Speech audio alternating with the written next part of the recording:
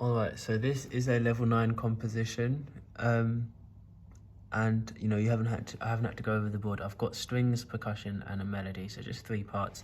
I've used 2 tracks for my percussion. You see why as you go through. What I'm going to do is just play it through. It is about 40 seconds in total. So yeah, let's listen to it.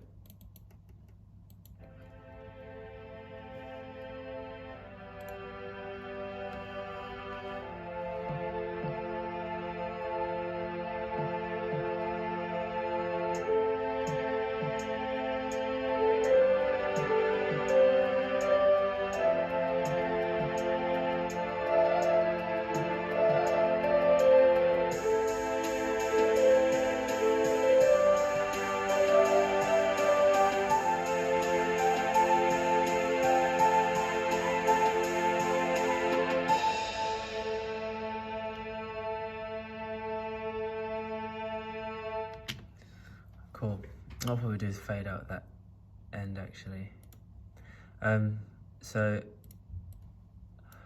this is kind of going for an advert, like a montage of someone building up to events such as the Olympics, showing them kind of training, a montage of them training, building up to the event, and then at the end they've arrived for that last long note. So in terms of dynamic contrast, I've created crescendos by using the automation, and I just saw me doing a diminuendo at the end, so it's the same kind of effect for that.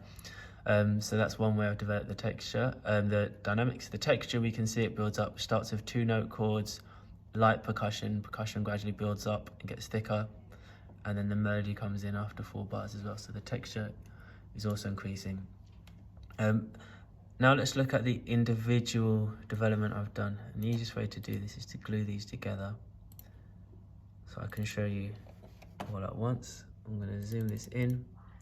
So we see the chords start with 2-note chords, and then after 8 bars I go to 3-note chords, and then by the end I've got 4-note chords and then the 1 note at the end.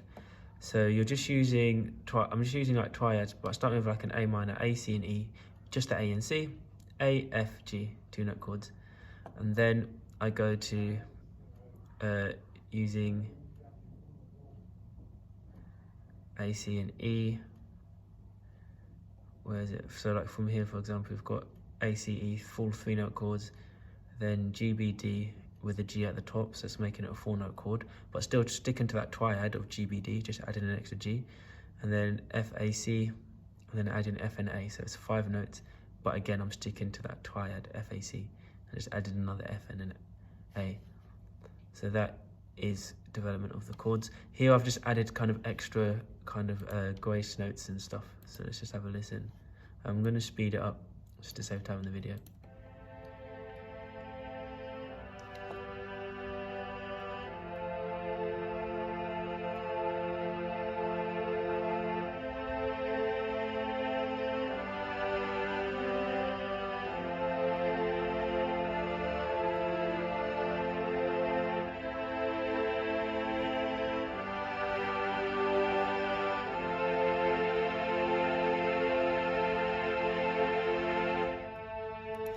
Alright, so that is how I've developed my chords.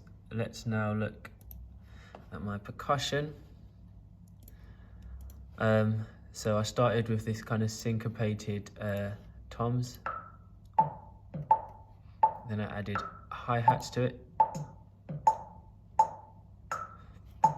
And then I transferred that rhythm to kick and snare. So the snare then takes over with high cymbals as well. I changed to like louder cymbals, and the snare takes over that syncopated toms part.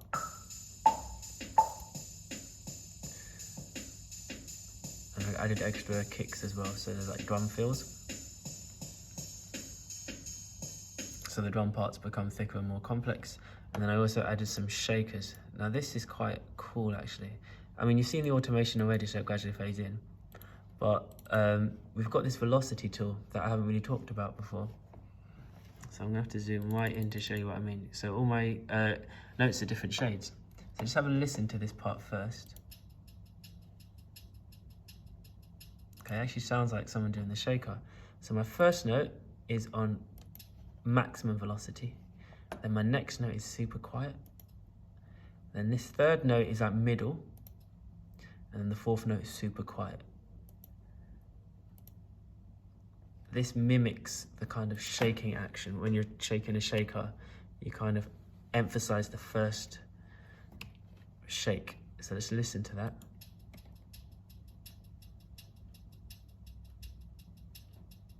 Okay, so we get that emphasis. So that kind of, we call it humanizing the part. So it humanizes it by using that velocity. And then the last thing with the melody, I've got an ascending melody. So I contrast pitch by making the melody ascend.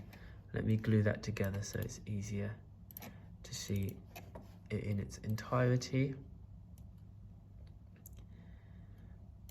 Okay, so yeah, we can listen to the melody of everything else to see how it fits in. Let's just follow it.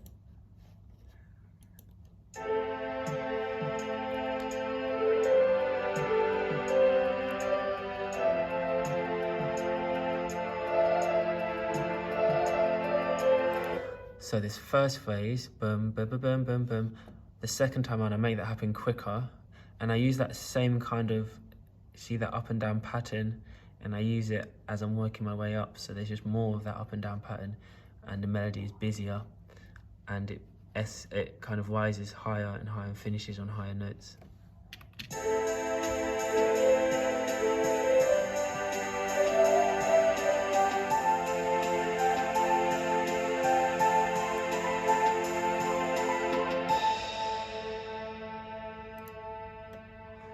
Okay, now on the playlist you'll see I've added some other videos from previous tasks, just because every time I demonstrate like a level 8 or level 9, I demonstrate different techniques.